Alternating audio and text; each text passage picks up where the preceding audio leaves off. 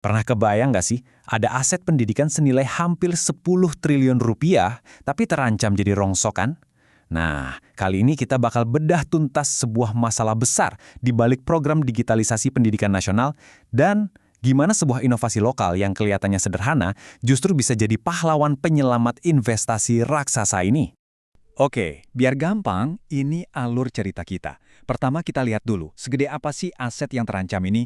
Terus kita cari tahu akar masalahnya, yaitu soal internet. Ketiga, kita kenalan sama solusi lokal yang jenius banget. Keempat, kita lihat gimana solusi ini benar-benar mengubah keadaan di lapangan.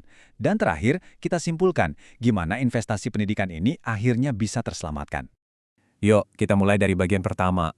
Biar kita semua paham, skala proyek yang lagi kita omongin ini tuh bukan main-main. Kita lihat angkanya dulu lah, 9,9 triliun rupiah. Anda nggak salah dengar, hampir 10 triliun. Itulah total nilai investasi pemerintah buat pengadaan Chromebook dari tahun 2020. Ini komitmen yang luar biasa besar untuk membawa pendidikan kita ke era digital. Nah, uang triliunan itu wujudnya apa? Wujudnya adalah lebih dari 1,2 juta unit Chromebook yang udah disebar. Perangkat-perangkat canggih ini udah dikirim ke lebih dari 80.000 sekolah di seluruh Indonesia. Gila, masif banget skalanya. Tujuannya, wah mulia banget. Peta ini nunjukin ambisinya, menjangkau setiap sudut Indonesia. Bukan cuma kota besar, tapi justru sekolah-sekolah di daerah 3T, tertinggal, terdepan, dan terluar. Mimpinya adalah supaya nggak ada lagi kesenjangan kualitas pendidikan digital di negeri ini. Tapi ya gitu, sebuah mimpi besar seringkali harus berhadapan sama kenyataan di lapangan. Dan disinilah kita ketemu sama tembok penghalang utama yang dihadapi ribuan sekolah. Nah, ini dia biang keroknya. Chromebook itu pada dasarnya adalah laptop yang hidupnya bergantung sama internet. Ibarat ikan, dia butuh air, dan airnya itu koneksi internet. Sistem operasinya, aplikasinya, penyimpanannya, semua dirancang buat selalu online. Tanpa internet, ya kemampuannya jadi terbatas banget. Di lapangan, ini jadi masalah serius. Coba deh bayangin, satu sekolah internetnya pas-pasan, terus coba dipakai bareng-bareng sama 15 Chromebook atau lebih. Udah pasti langsung lemot. Yang lebih parah, banyak sekolah di daerah 3T itu jangankan internet stabil, sinyal aja kadang susah. Akibatnya, laptop canggih ini jadi nggak bisa diapa-apain. Curhatan dari seorang guru di SMPN 2 Serawai, Kalimantan Barat ini mewakili suara ribuan sekolah lainnya. Aset yang harusnya jadi jendela dunia malah berakhir di gudang, numpuk debu. Investasi triliunan rupiah terancam jadi besi tua. Ironis banget kan? Tapi, di tengah situasi yang kelihatannya udah buntu ini, muncul secercah harapan. Sebuah solusi inovatif asli buatan dalam negeri yang dirancang khusus buat ngatasin kondisi di Indonesia. Jadi, pertanyaannya jadi makin mendesak. Ada nggak sih cara buat menghidupkan lagi jutaan Chromebook ini tanpa harus bergantung sama internet? Gimana caranya kita menyelamatkan investasi triliunan ini dari kegagalan total? Nah, ini dia jawabannya. Sebuah perangkat kecil yang namanya Kipin Classroom. Percaya atau enggak, kotak kecil inilah kunci buat membuka semua potensi Chromebook yang selama ini terkunci rapat. Ini tuh apa sih sebenarnya? Gampangnya gini, anggap aja ini adalah sebuah internet mini di dalam kotak. Alat canggih ini menciptakan jaringan Wi-Fi lokal di dalam sekolah. Jadi Chromebooknya itu nyambung ke Wi-Fi ini, bukan ke internet luar.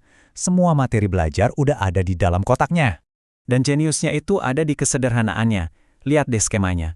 Chromebook nggak perlu lagi susah-susah cari sinyal internet. Mereka tinggal terhubung aja ke Kipin Classroom lewat Wi-Fi lokal. Semua buku, video, soal latihan ada di sini. Cepat, stabil, dan 100% offline. Cara pakainya juga dibuat super gampang. Bahkan buat guru yang awam teknologi sekalipun, tinggal colok, nyalakan. Terus Chromebooknya disambungin ke Wi-Fi Kipin, buka browser, dan voila! Kelas digitalnya langsung siap dipakai. Semudah itu. Oke, sekarang kita masuk ke bagian yang seru. Apa sih yang terjadi kalau Chromebook yang tadinya nggak berdaya ini disulap pakai Kipin Classroom? Emangnya bisa buat apa aja? Ternyata, Kipin Classroom ini bukan cuma modem offline biasa. Alat ini mengubah setiap Chromebook jadi pusat belajar yang super lengkap. Di dalamnya, udah ada paket komplit 3-in-1. Ada materi belajar, ada perpustakaan digital, dan ada software buat ujian atau assessment. Semuanya bisa diakses barengan sama puluhan siswa, tanpa lemot, tanpa buffering. Dan coba lihat isinya. Bukan main-main, ada lebih dari 5.000 buku pelajaran, 2.000 video edukasi, 50.000 lebih latihan soal, bahkan ada ratusan komik literasi buat ningkatin minat baca. Semua ini langsung tersedia buat siswa dan guru. Jadi kebayangkan, di kelas itu suasananya jadi hidup. Di satu sisi, siswa bisa asyik baca buku atau nonton video pelajaran di Chromebook-nya. Di sisi lain, guru bisa bikin soal ujian, ngadain ujiannya serentak, dan nilainya langsung keluar otomatis. Semua ini terjadi di jaringan lokal, nggak butuh kuota internet sama sekali. Dan ini bukan cuma teori, ya. Ini udah kejadian beneran di lapangan di tempat-tempat yang paling butuh. Sekolah kayak SMPN 2 Sarawak yang tadi kita bahas, yang awalnya nyimpen Chromebook di gudang, sekarang bisa pakai setiap hari. Di Kepulauan Maluku, siswa SD Naskat Namar Mahoar sekarang punya akses ke perpustakaan digital lengkap. Ini bukti nyata. Nah, pada akhirnya, ini tuh bukan cuma sekedar soal bikin laptop jadi bisa nyala. Ini soal menyelamatkan sebuah visi besar untuk masa depan pendidikan Indonesia. Yuk kita rangkum untungnya apa aja. Pertama, jelas, optimalisasi aset. Chromebook yang tadinya mangkrak jadi alat belajar aktif. Kedua, efisiensi anggaran. Sekolah bisa hemat banyak biaya buat beli buku cetak, fotokopi kertas ujian, dan pastinya kuota internet. Dan yang penting juga, aksesnya aman. Karena jaringannya tertutup, siswa jadi terlindungi dari konten-konten negatif di internet. Ini pas banget sama yang dibilang oleh CEO Kipin.id, Bapak Santoso Suratso. Ini bukan cuma soal teknologi, tapi soal keadilan. Tujuannya adalah memastikan setiap anak di Indonesia, mau dia di Jakarta atau di pedalaman Papua, bisa dapat kesempatan yang sama untuk merasakan pendidikan digital yang berkualitas. Jadi kita balik lagi ke pertanyaan besar di awal. Di tengah ancaman aset triliunan jadi sia-sia, mungkinkah sebuah kota kecil inovasi lokal ini jadi jawaban yang selama ini kita cari? Mampukah ia benar-benar mewujudkan mimpi besar kita soal pemerataan pendidikan digital sampai ke seluruh pelosok negeri? Jawabannya, mungkin akan menentukan masa depan pendidikan kita semua.